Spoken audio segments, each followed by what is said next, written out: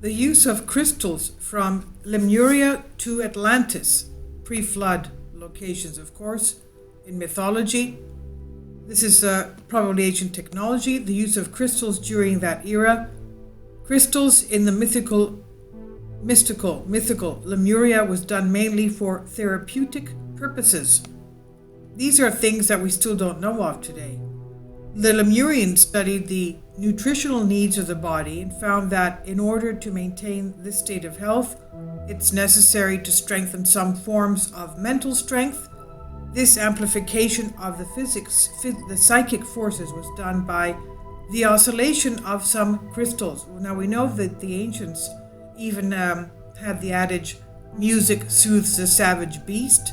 So they knew something having to do with the golden frequency, having to do with healing and bringing the health back to a human body.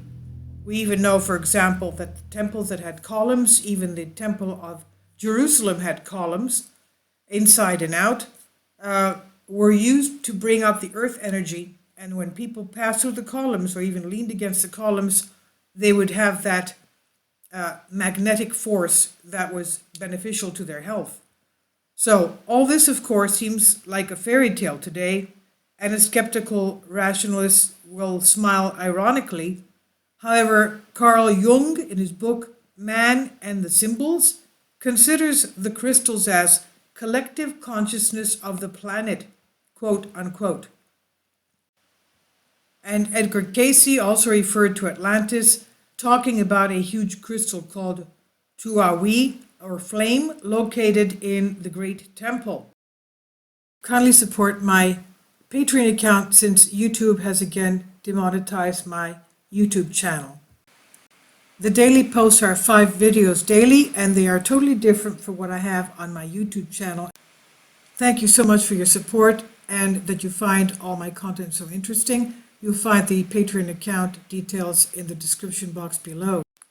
Of course, Edgar Cayce does not, well, we don't know if that's not evidence, but that's what the sleeping prophet Edward Cayce was talking about. The flame located in the great temple of Atlantis in the center of the Atlantic capital. And according to him, this crystal was the main energy station of the country.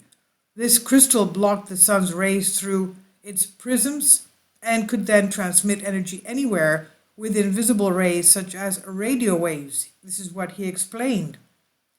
Now, if the ancients had such technology, obviously it would have been much more advanced than what we have today, using the sun's energy as clean, natural energy, of course.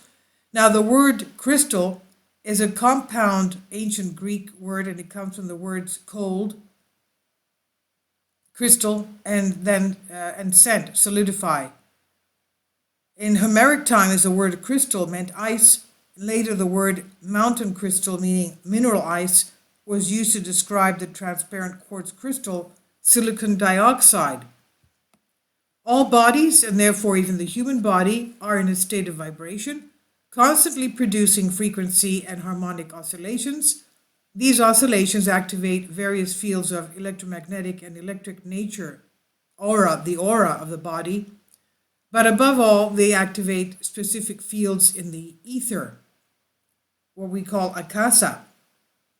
What we call empty space is not empty, it's filled with ether. Space is watered by the ethereal fluid, otherwise the lights of the stars could not be transmitted. Each of the human organs produces its own special radiation. The harmonic forces produced by the body and its organs are not constant. This means that when a person is sick, when an organ or a system of the human body is diseased, the oscillations change.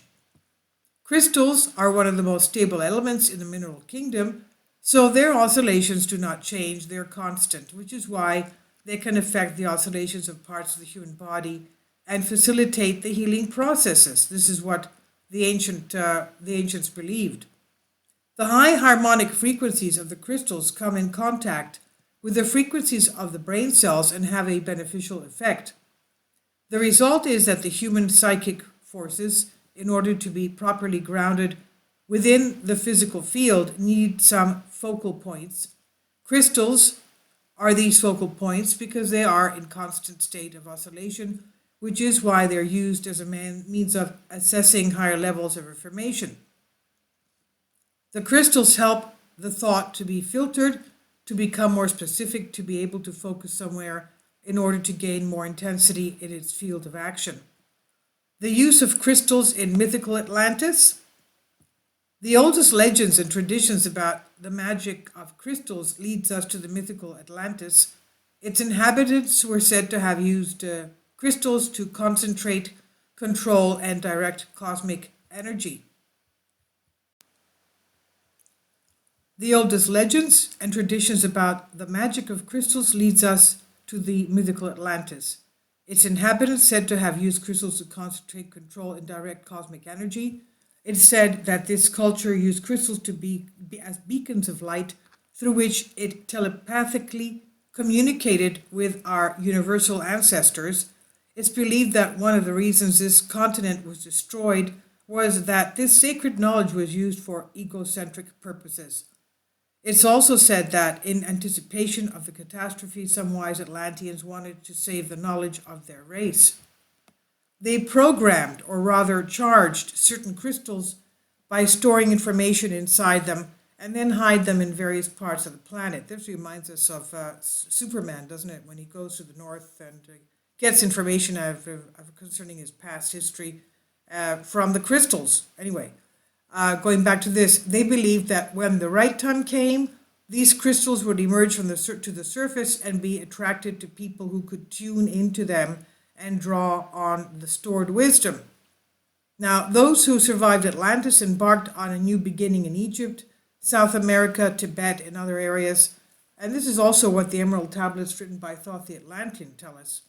They built pyramids using their knowledge of crystals to design them according to the standards of the great temples of Atlantis. The perfect geometric shape of the pyramids reproduced the laws of crystal physics, while at the same time channeling high-frequency cosmic energy to the planet. It's believed that the Great Pyramid of Egypt had at its top a giant crystal which served to ground and use this cosmic energy. Over the centuries, the accumulated knowledge about the energy and potential of crystals has been obscured.